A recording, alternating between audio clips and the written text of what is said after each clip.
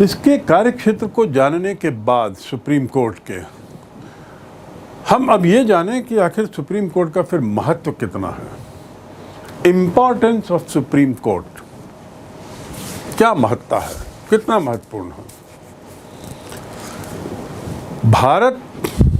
भारतीय लोकतंत्र जो है वह, जैसा मैंने बताया, न तो संघात्मक है और न एकात्मक है, नाइदर फेडरल नॉर यूनिटरी। लेकिन और जब ऐसा कहा जा रहा है तो इसके मायने ये हैं कि हमने संघात्मक व्यवस्था की कुछ विशेषताएं अपनी राजनीतिक व्यवस्था में ली हैं और ऐसी एकात्मक व्यवस्था की कुछ विशेषताएं ली हैं और दोनों का सम्मिश्रण है। जहाँ तक न्याय प्रक्रिया की बात है, न्यायपालिका की बात है, भारत का जो सर्वोच्च न्यायालय है, उच्चतम न्यायालय, वह संघीय न्यायालय है, अर्थात पूरे देश के लिए एक सर्वोच्च न्यायालय। भारत में केंद्र सरकार और राज्य सरकारों के बीच जो शक्तियों का विभाजन संविधान में किया गया है 3 सूचियों के माध्यम से, ये सूचियों का जब विभाजन होता है तो कितना भी इसमें स्पष्ट विभाजन हो, कई बार ऐसी बातें आती हैं जिससे विवाद पैदा हो जाता है। किनके बीच में? संघ और राज्यों के बीच में। केंद्र और राज्य सरकारों के मध्य जब विवाद होता है कार्यक्षेत्र को लेकर, विषय सूची को लेकर, तो अंतिम निर्णय किसका रहता है? सर्वोच्च न्यायालय का। और सर्वोच्च न्यायालय संघीय न्यायालय के रूप में काम करता है। इसलिए हम कह सकते हैं कि भारत में जो फेडरल स्ट्रक्चर है वह कुछ ज़्यादा यूनिटरी है, फेडरल कम यूनिटरी ज़्यादा। उच्चतम न्यायालय जो है वो राज्यों के उच्च न्यायालयों के विरुद्ध एक अपीली न्यायालय भी है। उसके साथ ही संविधान के अनुच्छेदों की व्याख्या करने के साथ उसका संरक्षक भी है। और इस प्रकार हम कह सकते हैं कि सर्वोच्च न्यायालय की आवश्यकता और महत्व संघीय शासन प्रणाली में आवश्यक ही नहीं वरन अनिवार्य है।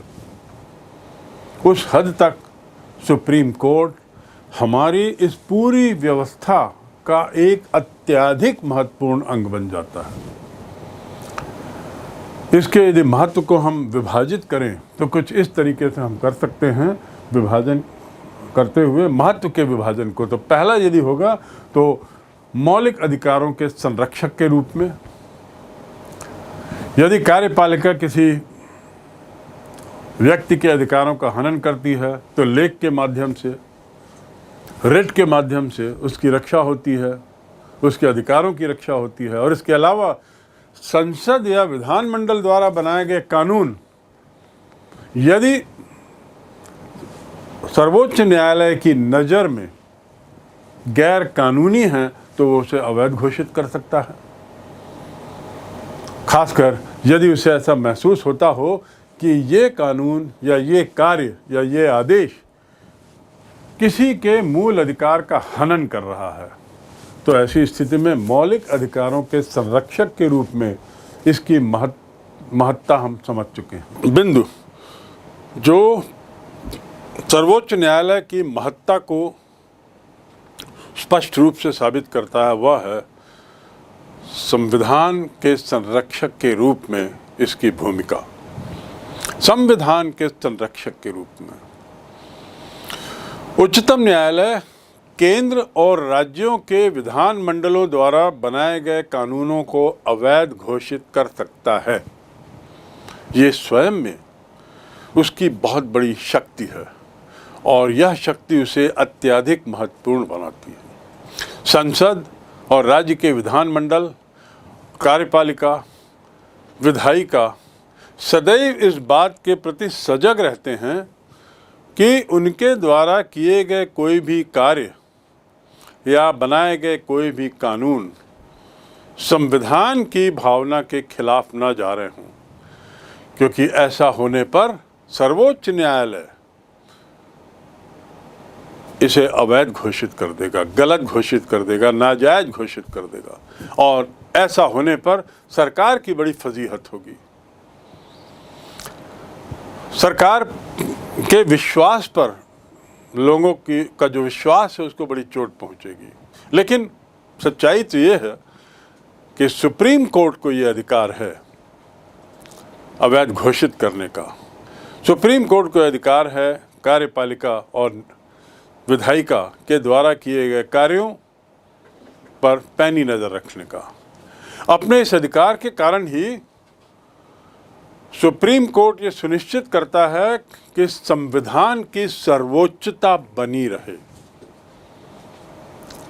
संविधान की सर्वोच्चता से तात्पर्य ये है कि संविधान से ऊपर कोई नहीं, और यदि कोई भी पद से जुड़ा हुआ व्यक्ति या विधायिका या कार्यपालिका अपने को कहीं संविधान से ऊपर ले जाने की कोशिश कर रहा होगा तो सुप्रीम कोर्ट उस पर दखल करता है। केंद्र और राज्यों की सरकारें या विभिन्न राज्यों के बीच किसी संवैधानिक विषय पर यदि विवाद हो तो अंतिम जो निर्णय है वह सुप्रीम कोर्ट का ही रहता है।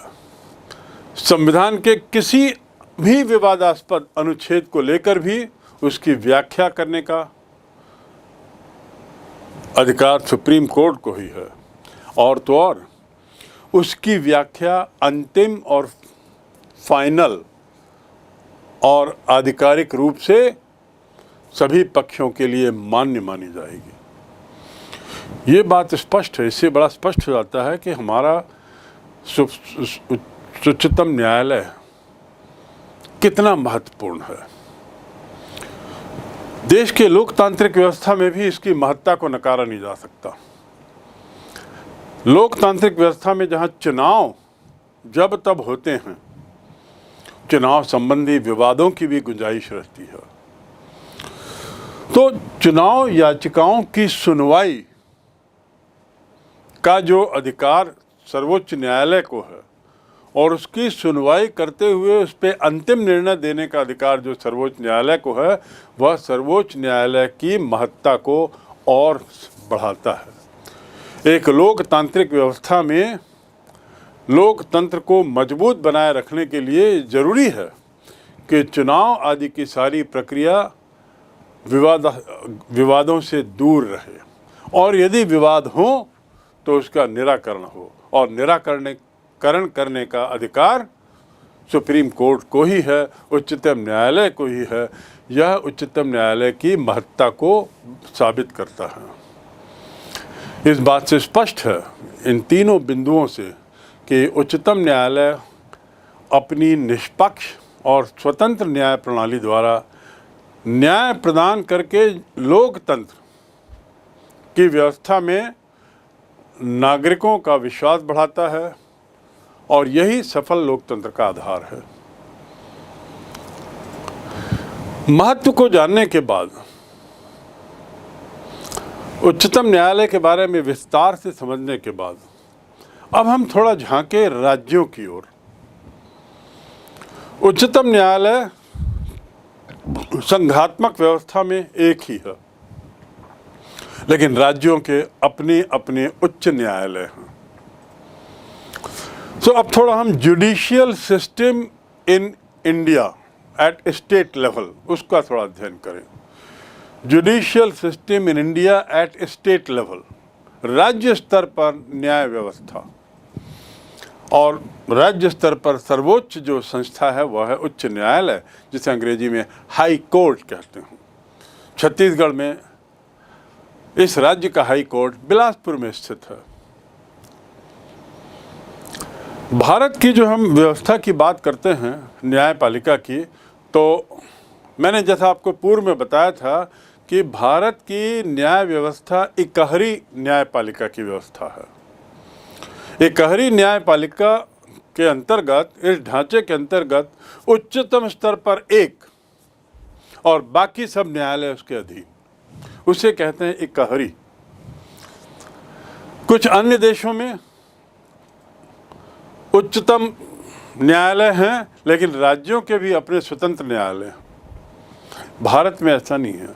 भारत के सभी न्यायालय उच्चतम न्यायालय के अधीनस्थ हैं और इस प्रकार इसे इकहरी व्यवस्था कहेंगे। सर्वोच्च न्यायालय के अधीन राज्यों के उच्च न्यायालय आते हैं और उच्च न्यायालयों के अधीन जिलों के न्यायालय, उसके अलावा दीवानी और फौजदारी न्यायालय आदि आदि। आपको याद होगा मैंने पूर्व में एक फ्लो चार्ट के माध्यम से आपको उस ढांचे को बताने की कोशिश की थी जिसके तहत सर्वोच्च न्यायालय किस प्रकार अन्य सभी न्यायालयों को अपने अधीनस्थ रखता है। उच्च न्यायालय राज्य का प्रमुख न्यायालय है, ये बात स्पष्ट है। यदि उसकी शक्ति की बात करें तो राज्य का प्रमुख न्यायालय।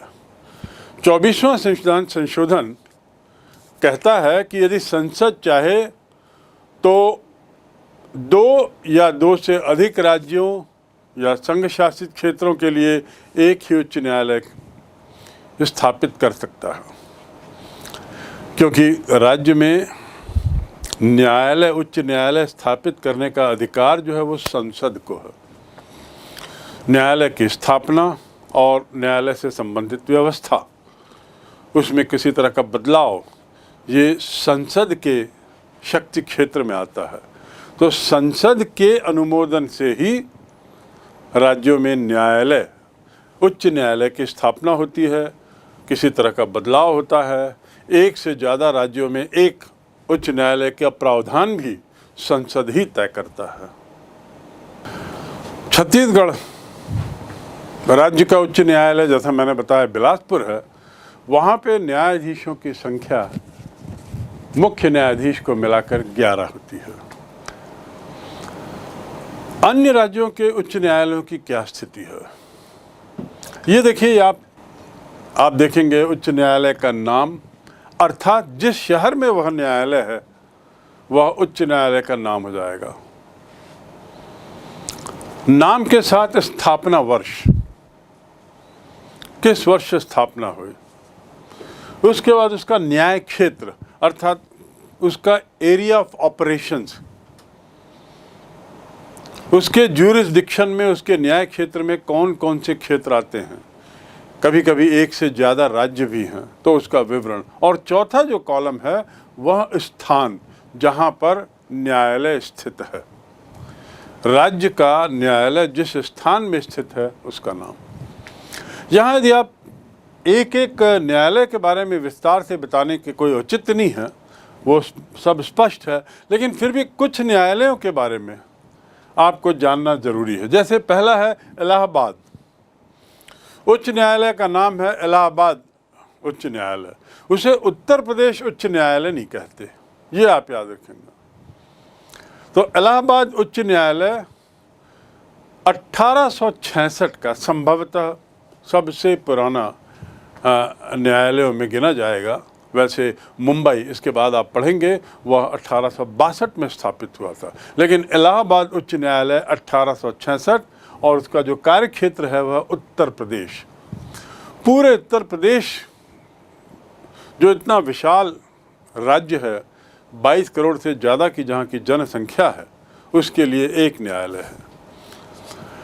लेकिन चूंकि उसका कार्य क्षेत्र बहुत बड़ा हो जाता है और भौगोलिक दृष्टि से उत्तर प्रदेश बहुत विशाल है, एक और प्रावधान किया जाता है ऐसी स्थिति में, और वह है बेंच का। बेंच अर्थात न्यायपीठ, यानी उच्च न्यायालय के कुछ जजों की एक निश्चित संख्या को एक और शहर में रखा जाता है, ताकि भौगोलिक दृष्टि से कोर्ट से जिनको अपने विवाद निपटाने हैं उन्हें बहुत लंबी यात्राएं ना करना पड़े, पहली बात। दूसरी बात, एक ही क्षेत्र में ज़्यादा लोड हो जाता है, एक ही कोर्ट के अंदर उसको विभाजित करने के उद्देश्य से भी न्यायपीठ बनाई जाती है। और ये जो न्यायपीठ होती है, जिसे बेंच भी कहते हैं, वह मूल उच्च न्यायालय का ही एक हिस्सा होती है। कोई स्वतंत्र न्यायालय नहीं होता, मूल उच्च न्यायालय का ही एक हिस्सा, इसीलिए उसे बेंच कहते हैं और हिंदी में उसे न्यायपीठ कहते हैं। तो मुख्य उच्च न्यायालय इलाहाबाद में है, लेकिन उसकी एक बेंच लखनऊ में भी है, जबकि लखनऊ राजधानी है। राजधानी में मुख्य न्यायालय नहीं है, राजधानी में उच्च न्यायालय नहीं है, उच्च न्यायालय इलाहाबाद में है। तो ये आपको ऐसी जानकारी कुछ ज़रूरी है आपको जानने के लिए। उसके बाद आप अगला देखेंगे मुंबई। मुंबई की स्थापना 1862 में हुई और उसका जो क्षेत्र है, कार्य क्षेत्र का दायरा, उसमें महाराष्ट्र आता है, गोवा, दमन आता है, दीव, दादर, नगर हवेली आता है, यानी एक से ज़्यादा राज्यों में और कुछ यूनियन टेरिटरीज को भी वो देखता है। अब चूंकि इसका कार्य क्षेत्र बहुत बड़ा है, तो मुंबई उच्च न्यायालय की भी खंडपीठ है, न्यायपीठ है, जो नागपुर में, पणजी गोवा में बैठती है। यानी इसकी दो बेंच हैं, एक बेंच गोवा में बैठती है, गोवा की राजधानी पणजी में, और एक बैठती है नागपुर में। नागपुर और बम्बई के बीच की दूरी यदि आप देखें तो बहुत ज़्यादा है। तो यदि नागपुर में बेंच बैठती है तो नागपुर के आसपास के क्षेत्र के लोगों को ज़्यादा लंबी यात्रा नहीं करनी पड़ती, उनको न्याय पाने के लिए बहुत लंबी दूरी नहीं तय करना पड़ता। तो इसलिए इस तरह के प्रावधान किए गए हैं। तो आपने इलाहाबाद न्यायालय देखा, उसके बाद आपने मुंबई उच्च न्यायालय के बारे में जाना। ये 1862 की स्थापना है। ऐसी गुवाहाटी को देखिए। गुवाहाटी असम, नागालैंड, मेघालय, मणिपुर और अरुणाचल प्रदेश इतने क्षेत्रों को कवर करता है। असम, नागालैंड, मेघालय, मणिपुर और अरुणाचल प्रदेश। अब इसका एक कारण क्या समझ सकते हैं आप? भौगोलिक दृष्टि से तो बहुत विशाल है ये क्षेत्र इसका, गुवाहाटी का। गुवाहाटी उच्च न्यायालय का क्षेत्र भौगोलिक दृष्टि से बहुत विशाल, पर जनसंख्या की दृष्टि से इस पूरे राज्यों की कुल जनसंख्या बहुत कम है। तो इसलिए उचित मानते हुए इतने सारे राज्यों के लिए एक ही उच्च न्यायालय दिया गया, वह भी गुवाहाटी में। लेकिन हाँ, एक अस्थायी खंडपीठ का प्रावधान है, temporary ad hoc bench, Imphal, Agartala, Shillong और कोहिमा। यहाँ पर टेम्पररी एडहॉक या अस्थायी बेंच। अस्थायी बेंच से तात्पर्य यह है कि ज़रूरत पड़ने पर गुवाहाटी उच्च न्यायालय की एक बेंच कुछ समय के लिए वहाँ जाती है, और ज़रूरत के मायने हैं यदि उस क्षेत्र के ज़्यादा केस आ गए हैं तो उसके निपटारे के लिए वहाँ अस्थायी बेंच बनाई जाती। ये अस्थायी बेंच का पहला उदाहरण आप देख रहे हैं, और वो गुवाहाटी हाई कोर्ट के मामले में। दिल्ली का जो उच्च न्यायालय है वह केवल दिल्ली के क्षेत्र को ही देखता है, और दिल्ली का क्षेत्र आपको लगेगा मात्र एक राजधानी के लिए एक उच्च न्यायालय, लेकिन यदि आप जनसंख्या की बात करें तो बहुत बड़ी जनसंख्या दिल्ली की है। असम में भौगोलिक दृष्टि से बहुत विशाल लेकिन जनसंख्या कम, क्योंकि घनत्व बहुत कम, लेकिन दिल्ली में घनत्व बहुत ज़्यादा, इसलिए उसको भी एक उच्च न्यायालय दिया गया है। इसके बाद आप अगला देखिए, केरल और लक्षद्वीप। केरल का जो उच्च न्यायालय है वह कोचीन में नहीं है, वहाँ की राजधानी में नहीं है, वह है एर्नाकुलम में। जबकि गुजरात का अहमदाबाद में राजधानी में है, हिमाचल प्रदेश का वहाँ की राजधानी शिमला में है, जम्मू कश्मीर का वहाँ की राजधानी श्रीनगर और जम्मू में है, लेकिन केरल का वहाँ की राजधानी में नहीं है। जैसे छत्तीसगढ़ का वहाँ की राजधानी रायपुर में नहीं है। मध्य प्रदेश के मामले में भी जो हाई कोर्ट है, उच्च न्यायालय, वह भोपाल में नहीं है, वह जबलपुर में स्थित है, और उसका एक बेंच है जो ग्वालियर और इंदौर में स्थित है।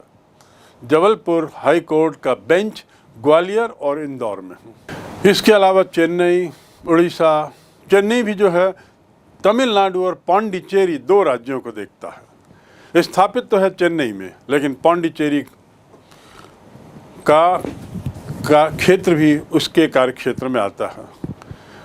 बिहार का पटना में है, उड़ीसा का कटक में है, राजस्थान उसकी अपनी जो उच्च न्यायालय है वह जोधपुर में है, जयपुर में नहीं। जयपुर में उसकी खंडपीठ है, जयपुर में उसकी बेंच है, राजधानी में बेंच है, जबकि मुख्य रूप से जोधपुर में उच्च न्यायालय है।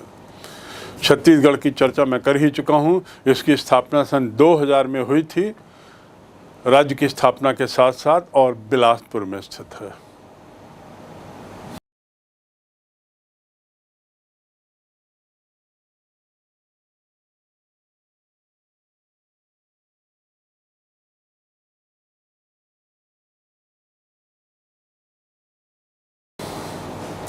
एक नज़र इन राज्यों पे डालें जो अंतिम जो 3 नाम हैं। मैंने पूर्व में बताया था कि गुवाहाटी हाई कोर्ट के अंतर्गत 6 राज्य आते हैं।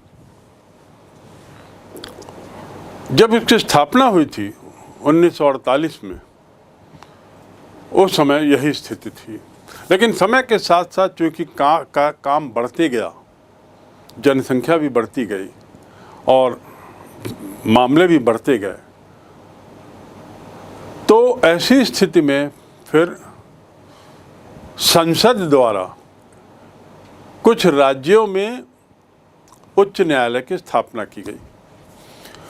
उस क्षेत्र के पूर्वोत्तर भारत के क्षेत्र में, जिसमें त्रिपुरा, मेघालय और मणिपुर, इन 3 राज्यों में उच्च न्यायालय का प्रावधान किया गया, और तीनों में 2013 में, वर्ष 2013 में अगरतला, शिलोंग और इम्फाल, इनको अपने अपने उच्च न्यायालय मिले।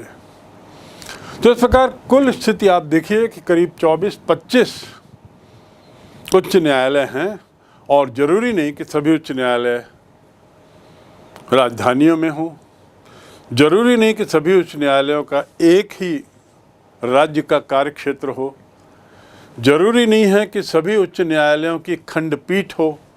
किसी की 1 खंडपीठ होगी, किसी की 2, और बहुत से राज्यों में खंडपीठ की आवश्यकता नहीं है। यह वस्तु स्थिति आपको बताती है देश के उच्च न्यायालयों की स्थिति, तो कहाँ स्थित हैं, कब स्थापना हुई थी और कितने हैं। इनको विस्तार से जानने के बाद अब हम आते हैं उच्च न्यायालय के न्यायाधीशों की नियुक्ति के बाबत जाने। मुख्य न्यायाधीश की नियुक्ति राष्ट्रपति द्वारा पूर्व में बताया गया है, और उच्चतम न्यायालय के मुख्य न्यायाधीश और संबंधित राज्य के राज्यपाल के परामर्श से होती है। राष्ट्रपति द्वारा नियुक्ति, लेकिन नियुक्ति के समय राष्ट्रपति उच्चतम न्यायालय के मुख्य न्यायाधीश से और जिस राज्य में न्यायाधीश की नियुक्ति करना है वहाँ के राज्यपाल से परामर्श। बाकी जो न्यायाधीश होते हैं उनकी नियुक्ति के लिए राष्ट्रपति उच्चतम न्यायालय के मुख्य न्यायाधीश, राज्य के राज्यपाल और उस राज्य के मुख्य न्यायाधीश से कंसल्ट करता है, परामर्श करता है।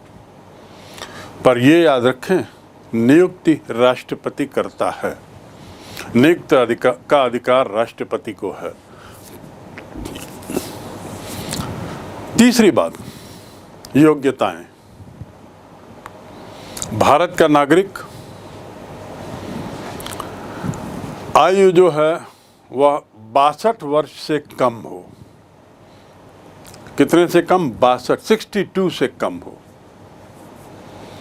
तीसरा, कम से कम 10 वर्ष तक किसी न्यायिक पद पर काम किया हो, कम से कम 10 वर्ष। चौथा, किसी उच्च न्यायालय अथवा 2 से अधिक न्यायालयों में 10 वर्ष तक एडवोकेट रहा हो। पांचवा, किसी न्यायाधिकरण के सदस्य के रूप में 10 वर्ष तक काम किया हो या केंद्र और राज्यों के अधीन किसी ऐसे पद पर कार्य किया हो जो कानून का ज्ञान आवश्यक हो। और छठवां, या तो वह ख्याति प्राप्त न्यायशास्त्री हो, विधि का ज्ञाता हो। तो ये जो अंतिम जो 3 योग्यताएं हैं उसको अथवा के साथ पढ़ें। 10 वर्ष तक न्यायिक पद पर कार्य अथवा 10 वर्ष एडवोकेट अथवा 10 वर्ष केंद्र या राज्य के किसी न्यायाधिकरण में काम किया हो अथवा कानून का ज्ञाता हो। न्यायशास्त्री के रूप में उसकी ख्याति हो, विधि का ज्ञाता हो। ये उच्च न्यायालय के न्यायाधीश के लिए योग्यता, अहर्ता। अब चौथा बिंदु है न्यायाधीशों द्वारा शपथ ग्रहण। राष्ट्रपति शपथ दिलाता है सर्वोच्च न्यायालय के न्यायाधीशों को, तो उच्च न्यायालय के न्यायाधीशों को राज्यपाल शपथ दिलाते हैं। कौन दिलाते हैं? राज्यपाल। उच्च न्यायालय के न्यायाधीशों को राज्यपाल शपथ दिलाते हैं और शपथ में उसे गोपनीयता की शपथ लेनी होती है, शपथ में उसे निष्ठा की शपथ लेनी होती है।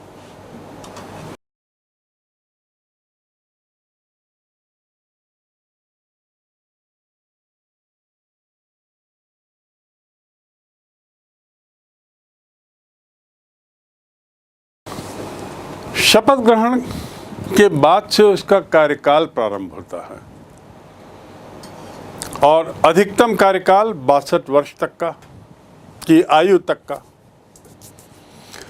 कार्यकाल की बात करें तो 62 वर्ष की आयु के पूर्व यदि वह चाहे तो स्वेच्छा से त्यागपत्र भी दे सकता है। यदि संसद के एक ही सत्र में अपने उपस्थित तथा मतदान करने वाले 2/3 बहुमत से प्रस्ताव पारित कर राष्ट्रपति से प्रार्थना करते हैं तो उसे पद से भी हटा दिया जाएगा। और ऐसी स्थिति में पद से हटाने के कोई 2 कारण हो सकते हैं, 2 में से एक, या तो दुराचारी और अयोग्य। त्यागपत्र देने का आदेश ऐसी स्थिति में राष्ट्रपति दे सकता है यदि 2/3 बहुमत से प्रस्ताव सदन पारित कर दे तो अलग अलग बैठकर। तो कार्यकाल के मामले में अधिकतम 62 वर्ष की आयु तक या पूर्व में पद त्याग या पदच्युत। पदच्युत के बदले बेहतर शब्द होगा राष्ट्रपति द्वारा उससे त्यागपत्र मांगना।